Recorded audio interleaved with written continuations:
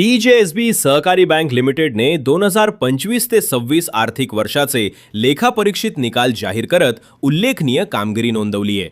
बँकेचा एकूण व्यवसाय 25,360 रुपये कोटींवर पोहोचला असून त्यात 16,244 रुपये कोटी ठेवी व 9,116 रुपये कोटी कर्जांचा समावेश आहे.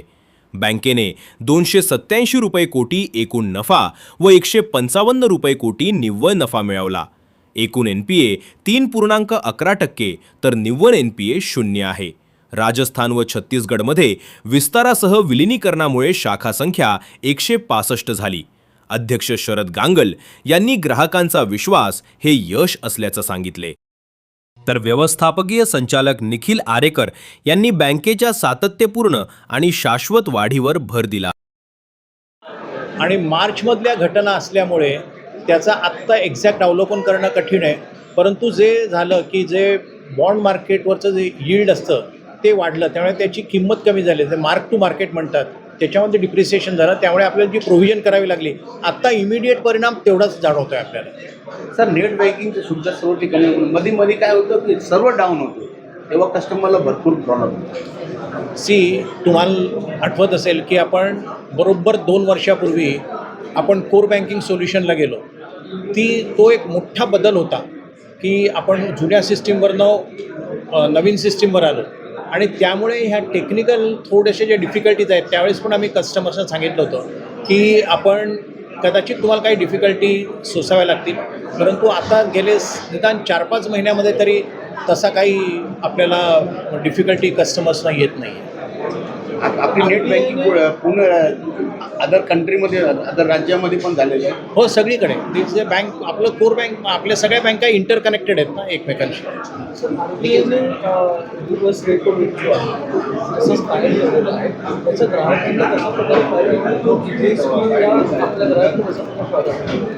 रिव्हर्स रेपो रेट तसाच ठेवल्यामुळे मार्केटमध्ये जी आत्ता लिक्विडिटी आहे ती आहे तशीच राहील. आजच्या पेपरमध्ये तुम्ही वाचलं असेल की लिक्विडिटी थोडी मार्केटमध्ये आत्ता वाढलेली आहे. तो जर रेपो रेट वाढवला असता तर मार्केटमधले पैसे खेचले गेले असते आणि त्याच्यामुळे मार्केटमध्ये लिक्विडिटी कमी झाली असती, इंटरेस्ट रेट वाढले असते. परंतु तसं आत्ता झालेलं नाही आहे. परत गव्हर्नमेंटचं जे म्हणणं आहे की यावर्षी 4.5% इन्फ्लेशन असेल, which is a very moderate inflation. मागचे 3-4 महिने तुम्ही बघत असाल 1.5-2% इन्फ्लेशन होतं भारतामध्ये. युद्ध सुरू झालं नाही आहे, तेलाचे भाव वाढल्यामुळे झाले. तेलाचे भाव 120, 150, 170पर्यंत गेले होते, आता कमी झालेत. त्याचे परिणाम अजून तरी आपल्याला दिसत नाहीत, पण महागाईवर परिणाम होऊ शकतो का? युद्ध चालू राहिले तर कदाचित होऊ शकतो. आपण आता 7 राज्यांमध्ये होत, 165 आपल्या ब्रँचेस आहेत. थोडंसं इतिहासात तुम्ही गेला तर ज्यावेळेस कोणी ॲक्विजिशनचं बोलत नव्हतं, त्या 2007 साली आपण पुण्याचे 2 बँका ॲक्वायर केल्या. त्याचा फायदा आत्ता आपल्याला दिसतो. आपण 2 बँका मागच्या 1.5 वर्षात ॲक्वायर केला, त्याचा फायदा बँकेला 7-8 वर्षानंतर दिसेल.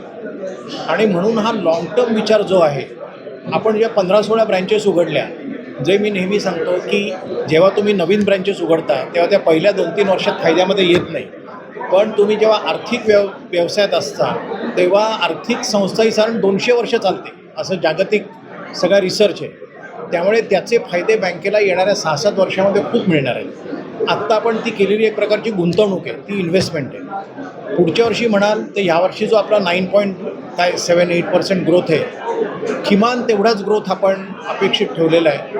आणि जर इमिडिएट लक्ष तुम्ही आम्हाला विचाराल तर 30,000 कोटीपर्यंत आपण एक 2.5 ते 3 वर्षात कसे पोचू असा आपला प्रयत्न असेल. पण असलं तरी त्यांच्यासाठी सुद्धा डिजिटल अवेअरनेस आणि सायबर सिक्युरिटी, सायबर फ्रॉडसाठी आपण बरेच अवेअरनेस प्रोग्राम आपण रन करतो. आपण आपल्या कस्टमरच्या मीट्समध्ये आपण हे प्रोग्राम रन करतो. त्याचप्रमाणे सिनियर सिटीजनचे जे काही क्लब्स असतात, संस्था असतात, त्यांच्याकडे विविध शाळांमध्ये किंवा काही महिलांचे जे काही ग्रुप्स असतात त्यामध्ये सुद्धा आपण हे सायबर फ्रॉड रिलेटेड अवेअरनेस आपण प्रोग्राम रन करतो. त्याच पद्धतीने आपण ठाणे पोलीस कमिशनरच्या ऑफिसच्या माध्यमातून सुद्धा गेल्या वर्षी काही आपण प्रोग्राम सायबर फ्रॉडसाठी आपण रन केले, जे कस्टमरसाठी होते. आणि आपली जी काही सोशल मीडियाची जेवढी चॅनल्स आहेत त्या सगळ्यावरती सुद्धा आपलं कंटिन्यूअस बेसिसवरती आपण हे अवेअरनेस आणि याच्या इमेजेस म्हणा किंवा डूज अँड डोंट्स जे आपण म्हणतो सायबर फ्रॉड रोखण्यासाठी त्या आपण प्रयत्न सतत आपले चालू असतात. सर एक